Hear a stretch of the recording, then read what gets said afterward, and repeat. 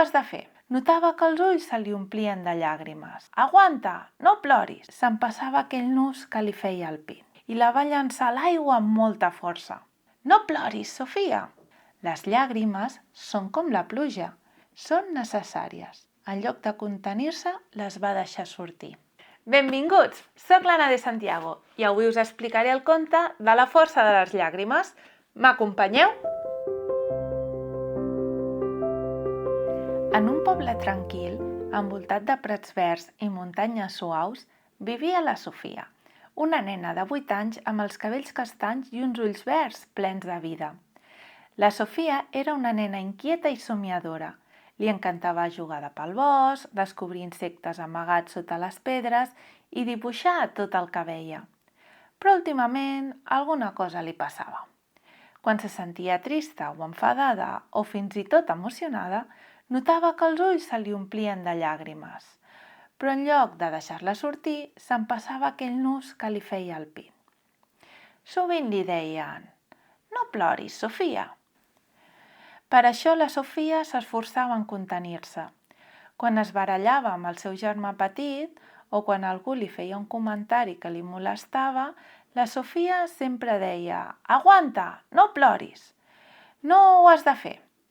Però cada cop que s'empassava les llàgrimes sentia aquella tristesa o aquell malestar que es quedava dins seu, com una pedra que no es deixava passar. La Sofia vivia amb els seus pares i el seu germà petit, en Roger, en una caseta a prop del bosc. Al costat de casa seva hi havia un petit rierol que ella adorava. Li encantava seure's a la vora, escoltar el so de l'aigua i tirar pedres per veure com esquitxaven. El rierol sempre l'havia fet sentir bé, però últimament ni tan sols aquell lloc tan especial semblava ajudar-la. Un dia, després d'una baralla amb el Roger perquè havia trencat un dels seus dibuixos preferits, la Sofia es va escapar cap al rierol. Estava tan enfadada i trista que va agafar una pedra del terra i la va llançar a l'aigua amb molta força. L'aigua va esquitxar i després va tornar a la calma, però la Sofia no se sentia millor. Es va asseure a la vora i va amagar el cap entre els genolls.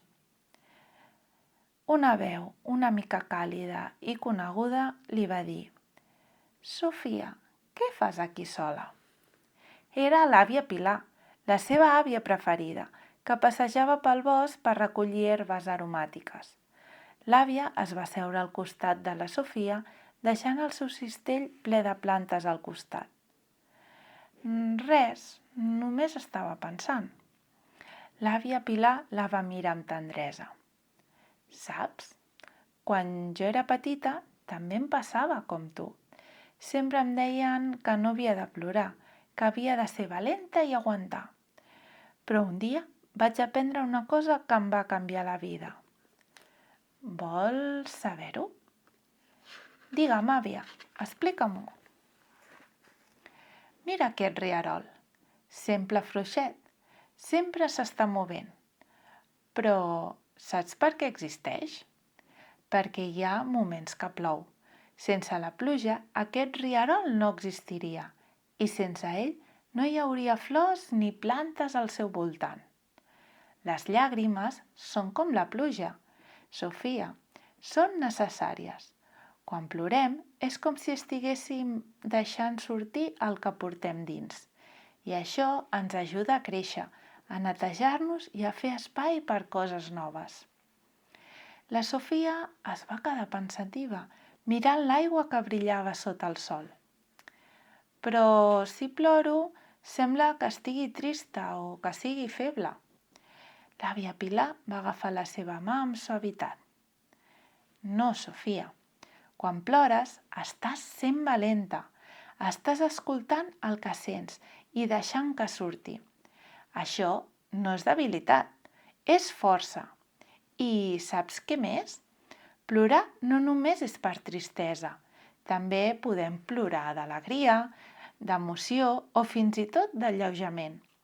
Les llàgrimes ens recorden que som humans, que sentim i que estem vius. Aquella conversa es va quedar gravada al cor de la Sofia. Aquell mateix vespre, després de sopar, el seu germà Roger es va apropar a ella amb cara de preocupació. «Sofia, perdona per haver trencat el teu dibuix. Ho sento molt».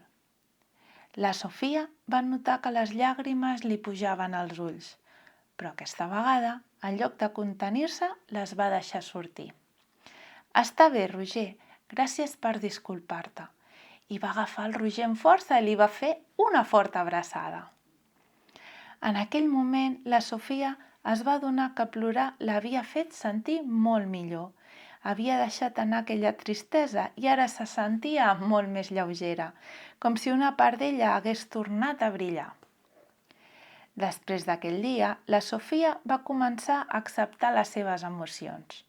Quan se sentia frustrada perquè els deures no li sortien bé, respirava a fons i si li venien ganes de plorar ho feia.